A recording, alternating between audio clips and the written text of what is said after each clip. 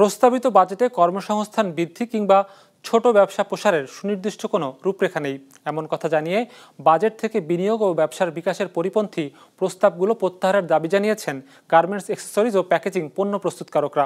তাদের সংগঠন বৃহস্পতিবার রাজধানীতে সংবাদ সম্মেলন করে এসব কথা জানিয়েছে। ওয়ালটন ফ্রিজ কিনে অনেকের মতো আপনিও হয়ে যেতে পারেন মিলেনিয়াল, সেরা পণ্যের সেরা অফার।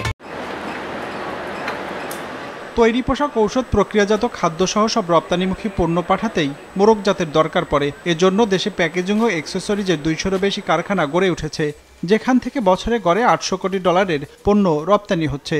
তবে প্রস্তাবিত বাজেটে কাস্টমস আইনে নতুন করে 400% পর্যন্ত জরিমানার বিধান সংখ্যায় ফেলেছে এ খাতের উদ্যোক্তাদের। একই সাথে নতুন বন্ড লাইসেন্স ও নবায়ন ফি বর্তমানে দ্বিগুণ করায় ব্যবসার খরচ বেড়ে যাওয়ার দুশ্চিন্তায় পড়েছে তারা। এখন কিন্তু আমরা খুবই সাফারার এবং এখানে অনেকেই কিন্তু লস করেও ইন্ডাস্ট্রি চালিয়ে যাচ্ছে, কারণ একদিক থেকে ফান্ডিংয়ের সমস্যা, ইন্টারেস্ট রেট ব্যাংকের খুব হাই, আপনারা সবাই জানেন। দেখা যাচ্ছে যে এটা গ্র্যাজুয়ালি ইট ইজ ইনক্রিজিং। ওদিকে গ্যাসের সাপ্লাই কিন্তু অপ্রতুল, যে এবং গ্যাস, ইলেকট্রিসিটি সব কিছুর দাম বাড়িয়ে দেওয়া হয়েছে, ওয়েজেস বেড়েছে। তো এতগুলো প্রতিবন্ধকতা নিয়ে একটা ইন্ডাস্ট্রি কিন্তু সার্ভাইভ করা ইজ কোয়াইট টাফ। এবং আগামীতে যদি এই সেক্টরে যদি আলাদাভাবে এই সহযোগিতাগুলো দেওয়া না যায়, তাহলে কিন্তু এই সেক্টর কিন্তু চরমভাবে ভুক্তভোগী। সংবাদ সম্মেলনে জানানো হয়, অ্যাক্সেসরিজ ও প্যাকেজিং শিল্পে এ পর্যন্ত 40,000 কোটি টাকার মতো বিনিয়োগ হয়েছে।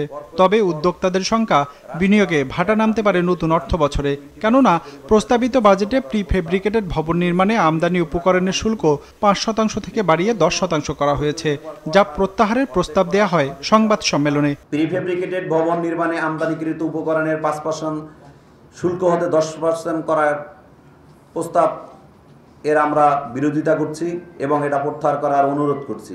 জ্বালানি সাশ্রয়ী বাতির উপরে 5% বর্ধিত করে 15% করা এই প্রস্তাব আমরা প্রত্যাহার করার জন্য বিনীতভাবে অনুরোধ করছি। সেই সাথে আমদানি রপ্তানি বাণিজ্যকে সহজ ও গতিশীল করতে BGA-PMEA-কে ইউডি জারির সরকারি সিদ্ধান্ত বাস্তবায়নের তাগিদ দেওয়া হয় সংবাদ সম্মেলন থেকে। সমতা আনার প্রস্তাব দেওয়া হয় বন্ডেড প্রতিষ্ঠানে আমদানি সুবিধা নিশ্চিত করতে। সুপারিশ করা হয় তাদের ব্যবসায় উৎসকর আগামী 5 বছরের জন্য 0.5% নির্ধারণের। বন্ড লাইসেন্স ফি 50,000 টাকার স্থলে 1 লক্ষ টাকা ও লাইসেন্স নবায়ন ফি 5,000 টাকা থেকে 10,000 টাকার প্রস্তাব করা হয়েছে, সেটা আমরা প্রত্যাহার চাচ্ছি। কাস্টমস আইন 2023-171 ধারায় আমদানিকৃত পণ্যের এসএস কোড ভুলজনিত কারণে 200 থেকে 400 পণ জরিমানা বিধান প্রত্যাহার চাচ্ছি। শিল্প অঞ্চলের বাইরে গ্যাস, বিদ্যুৎ সংযোগ এবং ব্যাংক ঋণ প্রদান না করার সিদ্ধান্ত প্রত্যাহার করার অনুরোধ করছি। আমরা দেশ ও জনগণের স্বার্থে নতুনভাবে আরোপিত এই সমস্ত সিদ্ধান্ত ও শুল্ক প্রত্যাহার চাচ্ছি। একই সঙ্গে অ্যাক্সেসরিজ ও প্যাকেজিং শিল্পে রপ্তানির বিপরীতে নগদ প্রণোদনা দেওয়ার সুপারিশও করা হয় সংবাদ সম্মেলন থেকে। রঞ্জিবুল মিজান, বিজনেস রিপোর্ট, মাছরাঙা টেলিভিশন।